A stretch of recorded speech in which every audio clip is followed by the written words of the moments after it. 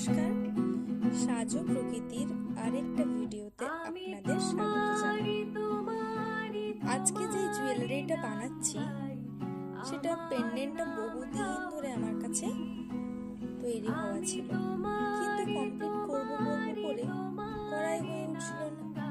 তাই আজকে ঠিক করলাম আমি এই পেন্ডেন্টটা কমপ্লিট করবো এবং আপনাদের সাথে শেয়ার করবো কেমন করে আমি কমপ্লিট করলাম।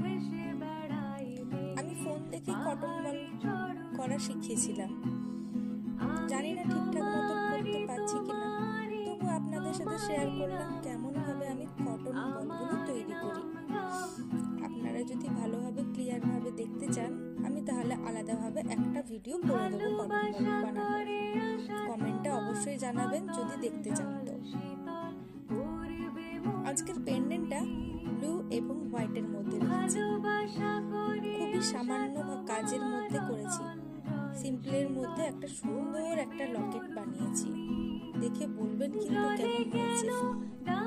এই পেন্ডেন্টের কানের দুলগুলো আমি খুবই সামান্য কাজের মধ্যে রেখেছি, কেমন বানিয়েছে বলবেন কিন্তু লকেটের সাথে কানের দুলগুলো। আপনাদের একটা লাইক এবং কমেন্ট আমাকে আরো নতুন কাজের দিকে এগিয়ে নিয়ে যাওয়ার চেষ্টা করবে, তাই অবশ্যই একটা লাইক এবং কমেন্ট তো করতেই হবে আপনাদের।